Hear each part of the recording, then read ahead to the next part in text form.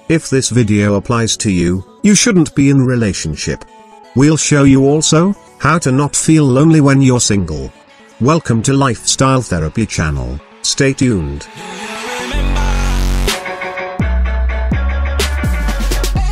To get access to the latest from Lifestyle Therapy, be sure to hit that subscribe button and turn on your notifications. 5 signs you are not ready for a relationship. Number 1. You have trust issues. All us develop a lot of trust issues at one point in time, based on our past experiences. We all go through trust experiences that make us either give up on trust completely, or be very cautious of how and who we trust. But life isn't as bad as we think. Life has ups and downs. We often let our downs hurt us a little too much. So, if you have trust issues, work on yourself, regain hope in trust. Do not commit to someone if you're going to kill them with insecurities. Number 2, you aren't happy living the single life. You can't be in a relationship just so you can treat it as an escape from the single life. You have to develop a certain sense of happiness and contentment even though you're single. You can't use a relationship as an escape rope from unhappiness. You have to learn how to be happy alone, before you can be happy in a relationship. Number 3, you're using it as a distraction. Maybe you're having a rough patch, and can't find a job that fulfills you, and instead you're stuck in a slightly depressing dead-end job. Or maybe you can't find anything you're passionate about, or maybe you're trying to distract yourself from being hurt by someone in particular. If you find yourself hunting for dates to distract yourself from a big worry, then you're definitely not ready for a relationship. You're just using it as an escape. Number 4, you think a relationship will make you feel less lonely. Short-term relationships will never fulfill long-term loneliness. Before you get yourself into a relationship with someone, you first need to find out where your internal loneliness is coming from. A relationship will only fulfill you for so long, until you then try to fill the void with someone new. Number 5, you aren't over your ex. Until you find some sort of peace inside yourself about your breakup with your ex, it will be tough to move on to someone else. Furthermore, if you're still pining for your ex, and afraid to move on to someone else, because you know that will close the door on your ex for good, then you should not be getting seriously involved with someone new. It's important that everybody takes some time after one relationship ends to process the breakup, figure out what lessons they learned, and what they need to change for the next relationship, and also to spend some time alone to heal and move on from that relationship. If you're recently out of something and thinking about dating again, it's important to have an honest conversation with yourself about where you're at with your feelings about your ex. 3 main reasons why people choose to stay single. Number 1, they want to work on themselves. Some feel that being single gives them the time to spend on self-development endlessly, without being answerable to anyone else. In a relationship, you can certainly work on yourself, but you have more of an opportunity to do so when you're single. Self-development allows you to build character and strengthen your weaknesses, which actually can make you a better partner. Self-development is definitely a positive attitude, where you can work on converting all your vulnerabilities into your strengths. Being single gives you that extra freedom to work on yourself as you wish. Number 2, they have physical constraints that prevent them from getting into relationships. For some people who choose not to be in relationships, the reasons can be purely based on physical constraints. For instance, some people may be terminally ill, and may see the idea of getting into a long-term relationship rather pointless. For other people, perhaps human illness plays such a big role in their lives, and they would rather focus all of their energy on getting healthy, rather than having to deal with maintaining a relationship.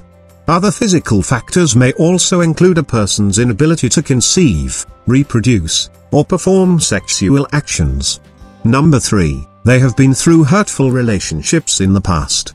If someone had a bad past involving a relationship, which was nothing more than humanity abuse, or got cheated couple of times, they become headstrong and choose to remain single. Maybe they don't want to take a chance on someone else, because they want to avoid going through all the pain of an unpleasant relationship, and having a broken heart once again. It is just that they wish to protect themselves from further harm, and enjoy life without all the drama for a while.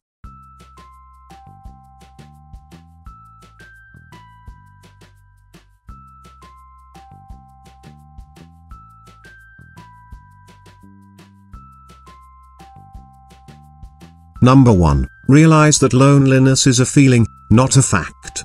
When you are feeling lonely, it is because something has triggered a memory of that feeling, not because you are isolated and alone.